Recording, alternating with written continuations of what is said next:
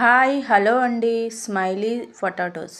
ఈ పొటాటోస్ని చాలా ఈజీగా చేసుకోవచ్చు. మనం ఏదైనా తినాలనిపించినప్పుడు, ఇంట్లో ఏవీ లేనప్పుడు ఈ పొటాటోస్ని చాలా ఈజీగా చేసుకోవచ్చు.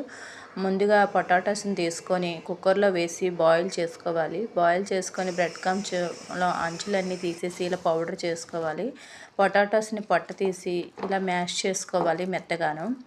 మ్యాష్ చేసుకున్న తర్వాత ఇందులోని కొంచెం కార్న్ఫ్లోరు బైండింగ్ కోసం, కొంచెం రైస్ పౌడర్,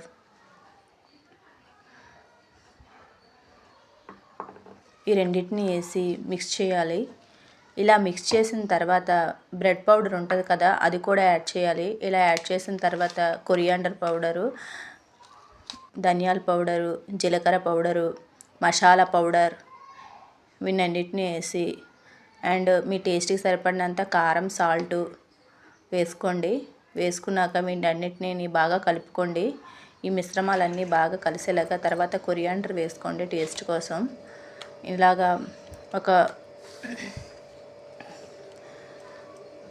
వీట్ ఫ్లోర్ లేదా మైదా ఏదన్నా తీసుకొని వాటిపైన స్ప్రెడ్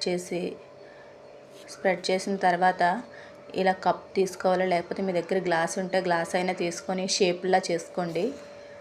ఇలా షేప్ చేసే కప్ అయినా పర్వాలేదు, గ్లాస్ అయినా పర్వాలేదు, ఏదైనా మీ ఇష్టం. మీకు దగ్గర అవైలబుల్ ఉన్నట్లు చూసుకోండి. చూసుకుని నెక్స్ట్ ఇలా స్మైలీస్ లాగా చేసుకోవాలి. నేను ఐస్ కోసము పెన్స్ అనేవి యూస్ చేశాను. అంటే రౌండ్ షేప్లో వస్తుంది కదా పెన్ బ్యాక్ సైడ్ నుంచి అని పెన్ అనేది యూస్ చేశాను.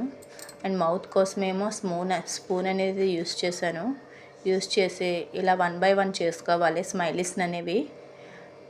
అన్నిటినీ స్మైలీస్ని చేసుకొని ఒక ప్లేట్లో వేసుకోవాలి.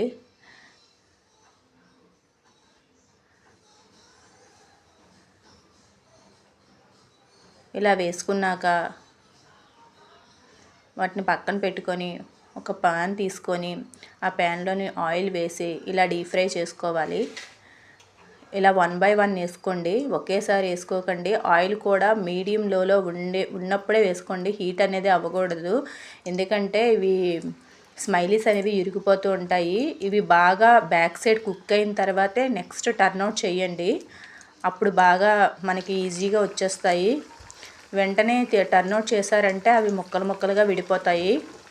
చూసుకొని బాయిల్ చేసుకొని టర్న్అవుట్ చేసుకోండి. ఇలా కాలిన తర్వాత నెక్స్ట్ ఇలా టర్న్అవుట్ చేసుకోవడమే 1 by 1.